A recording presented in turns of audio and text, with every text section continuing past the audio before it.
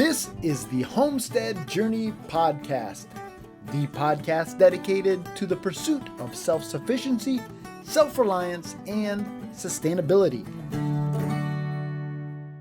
Welcome back, everyone, to another episode of the Homestead Journey Podcast. My name is Brian Wells. I am coming to you from 3B Farm and Homestead here in beautiful upstate New York. This is episode number 135. On today's episode, we are going to be talking about the fact that I almost blew it. I almost messed up big time here on the homestead, but I was actually able for once to get my priorities straight. And so I want to share that with you. But before we get into that, let's jump on over to this week's homestead happenings, and I'll bring you up to speed with what we've been up to here on 3B Farm and Homestead.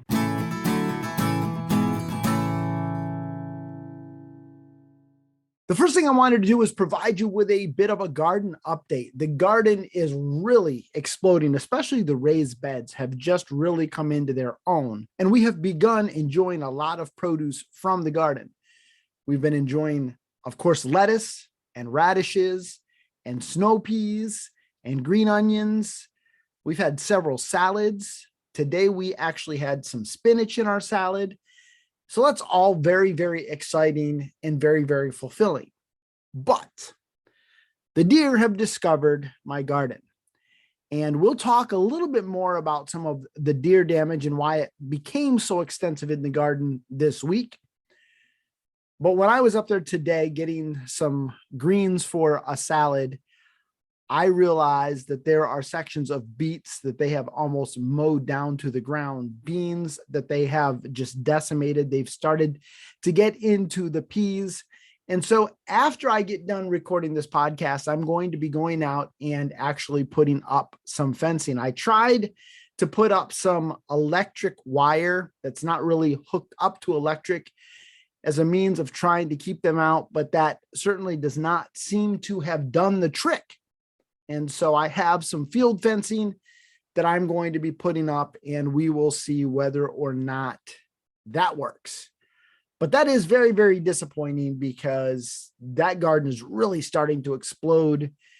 And so hopefully I'll be able to salvage some of this. I'm not sure whether or not the beets will even come back. I'm not sure whether or not the beans will bear, but they didn't get all of the beans. They didn't get all of the beets. That's one of the beauties of the square foot garden method, is that you kind of plant in, instead of long rows, you plant in blocks. And so I have beets scattered throughout my gardens. I have beans scattered throughout my garden. And so therefore, there are sections that they have not touched yet. And so my goal is to get out there, get that fencing up, and see whether or not we can keep them out. It's always something, but it is very exciting to see that garden just really explode in growth. The Ruth Stout bed is not doing quite as well, but I didn't plant that until much later than the raised beds. And so we'll see whether or not that comes into its own. The English peas are doing very well in the Ruth Stout bed. I believe that's the first thing I planted at all this year, and they're really starting to come into their own. My guess is we will begin harvesting them towards the end of this week. And I'm very excited about that because Brian Jr. really, really loves English peas, which is why I grow them. The potatoes in the Ruth Stout bed are starting to pop up here and there, but not as well as I'd hoped. We'll see whether or not any more come up, but that has been a little bit disappointing. However, the potato tower looks very, very good. And a couple of the grow bags, or feed sacks really, that I filled with dirt are starting to pop as well. So that's all very exciting, and we will continue to see how things progress. At the far end of the Ruth Stout bed is where I have all of my squash and melons, and some of that is up and looking very well. My cucumbers were up, as well as the pinto beans. Those were looking well in the Ruth Stout bed. So very excited about that. We will see how things progress. But one of the things right now, it's been very, very dry, and it has gotten very, very hot. In fact, right now it's over 90 degrees.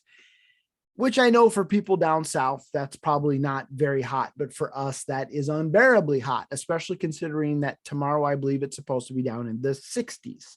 So we get these very odd swings in temperature. But as a result, I'm actually indoors right now, mid-afternoon on Sunday, recording this podcast with the hope that it will cool off a little bit this evening, and then I will be able to get out, put up that fencing around the garden, as well as put up some T-posts and some wire for my grapevines, which currently are either lying on the ground or tipping over the temporary trellis that I have in place. So I'm going to be putting up some T-posts, putting up some wire, and then I will hopefully secure those grapevines to that, and we will see how things go. But that is a project for this evening when hopefully things cool off a little bit. This week was chicken processing week here on the homestead. We did that on Wednesday. My dad came down with his chickens, and we processed about 53 to 55 chickens. And it was a little bit disappointing, I'm not going to lie. We actually pushed them to 9 weeks. We usually butcher at 8 weeks, and I'm glad we went to 9 and wish we would have gone to 10. My dad's birds dressed out very, very light. I think averaged less than 4 pounds a bird. Mine averaged about 4.25 pounds.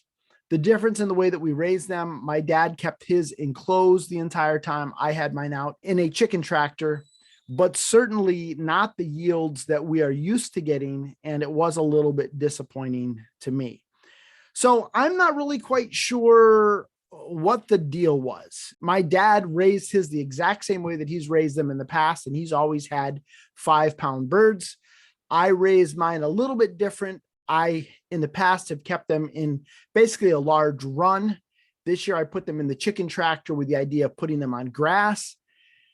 And I thought that that would be a better option. And to be frank, I liked it a little better. I do wish I would have moved the chicken tractor a little bit more towards the end. But by and large, I was really happy with the health of the birds. I just wasn't very happy with the end result. And so I think the next time around, we're going to try using Murray McMurray Hatchery and their jumbo Cornish cross. Jack Polner has great luck with them. My only concern with them is they cost about twice as much as the chicks that I have been getting from my current hatchery. And so we will see whether or not that initial investment actually pays off in the end as far as yield goes. So it's always an experiment here on the homestead. We will see how things go. But it was certainly a very, very long day of chicken processing. I was up a little after 6, getting the final preparations done. My dad arrived, I think, around 8:30, and I was wrapping up at about 8:30 at night. Now, that's because not only did we dispatch them and process them, but we also chose to part some of them out and vacuum seal them. And so that certainly took a little bit longer than shrink wrapping the whole birds using the poultry shrink bags. But I'm certainly glad to have that out of the way and to have those chickens off of the farm. And certainly it was a beautiful day for chicken processing. It wasn't too hot, might have been almost a little too cold, to be frank, especially for June. And then as soon as that was over with, it just got stupid hot, and it's been stupid hot the last several days. The last thing I wanted to share with you is Thursday, Friday, and Saturday. The focus around here was on my son's Eagle Scout project. So Brian Jr. is a Boy Scout. I'm actually the Scoutmaster for his troop. And so Thursday, Friday, and Saturday was focused on getting his Eagle Scout project done. That was a lot of fun. It was a lot of work, and it was very hot. Thankfully, we were in the woods where it was very shady, so we weren't getting mercilessly beat on by the sun. And it was just a lot of fun to see him provide leadership and really to see some of those younger scouts in our troop just really step up. They were beasts. It was very, very fun to work with them. And just so proud of my son for that accomplishment. He has one merit badge left to finish up. and then he will be an Eagle Scout. And so I am very, very excited about that, very proud of him for that. And that certainly was a big part of the week here on the Homestead. So with that said, let's jump on over to this week's Charting the Course.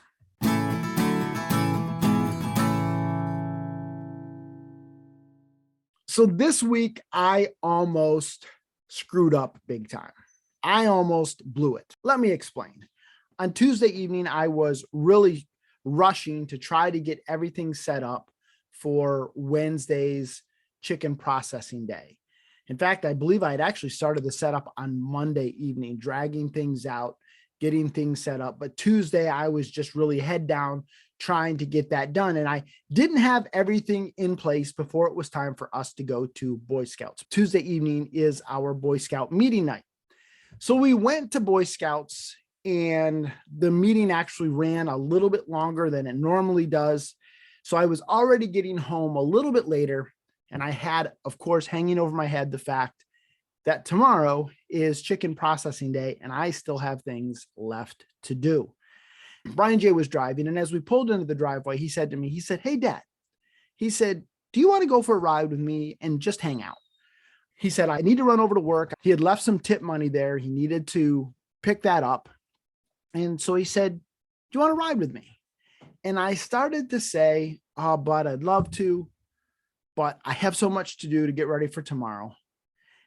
And as those words started to come out of my mouth, I caught myself and I said, "Hold on. Would you be disappointed if I didn't go?" And he said, "Oh, Dad, I'd be really disappointed." And I said, "Then let's go." When your 17-year-old son says, "Hey, Dad, let's go for a ride and let's hang out," you go for a ride and you hang out. But I almost missed it.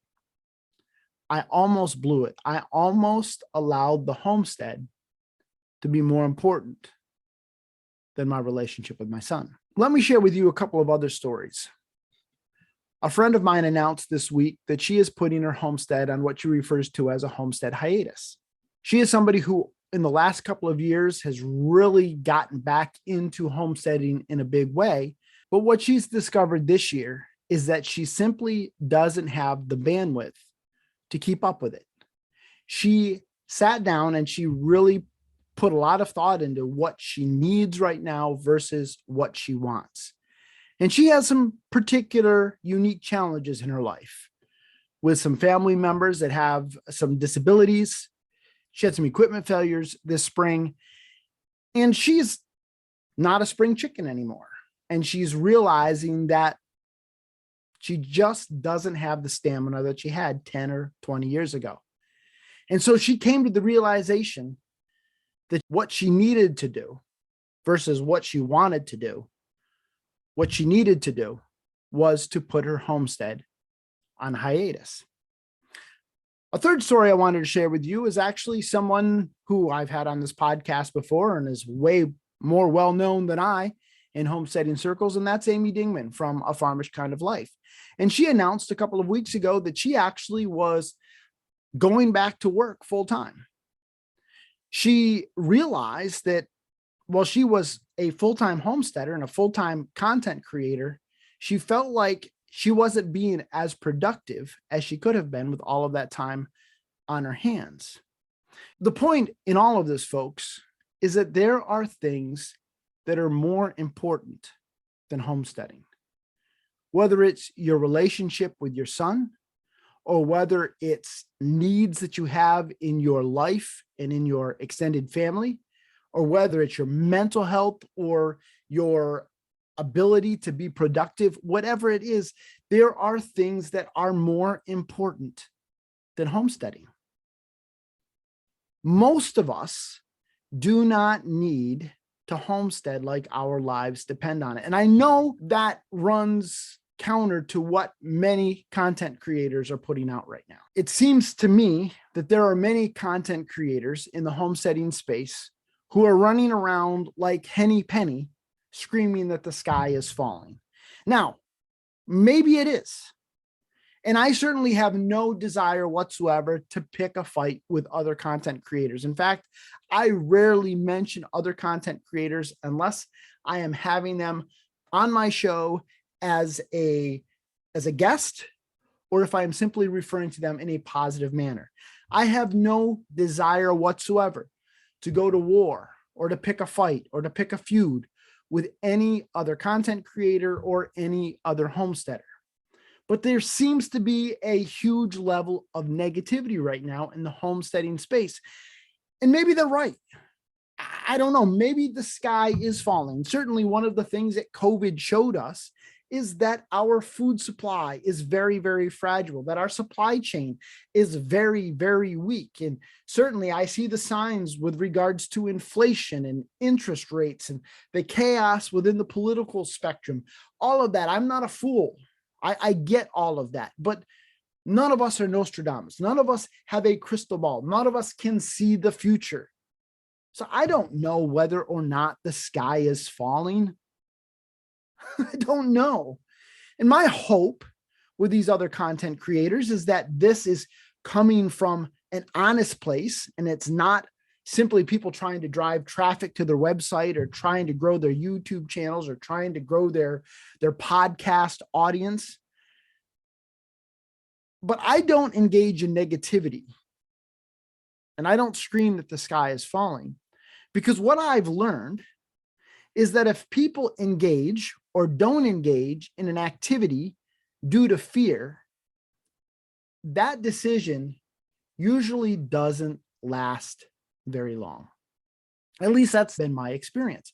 Let me give you a couple of examples.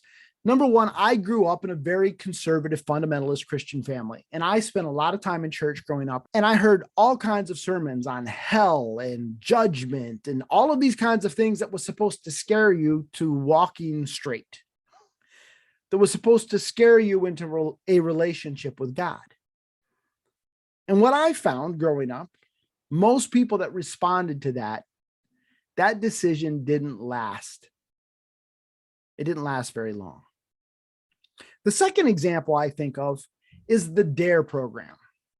Now, if you're a child of the 80s, or even I think the 90s, you know the DARE program very well. DARE to keep kids off drugs. Well, recently there was a study done on how ineffective that program was, and in fact, how it did the exact opposite. Instead of keeping kids off of drugs, it actually encouraged kids to get involved in drugs. So that's why, to me, I just don't like trying to motivate people on the basis of negativity, because I don't think it works. Now, people may change their habits or their lifestyle for a little bit, but they only do it until the crisis is past. Or if the crisis doesn't come as quickly as they were told, they throw in the towel and they go back to living their life how they used to live anyhow. Folks, I don't want people getting into homesteading because they're scared. My goal is to encourage people to make this a lifestyle, a way of life. But even still, it's also important to understand that, like everything, there are seasons where you may be more engaged, and there are seasons when you might be less engaged because there are other things going on in your life that are more important. And that's okay. This week, my garden suffered because I was involved in my son's Eagle Scout project. I didn't see the signs that my attempt to keep the deer out had failed because I didn't spend a lot of time in my garden this week, because my focus was on helping my son with his Eagle Scout project. This week, chicken processing day took a little bit longer because I spent time hanging out with my son. Now, this week, I actually got it right. Now, I wish I could say that I always get it right, but unfortunately, sometimes I don't.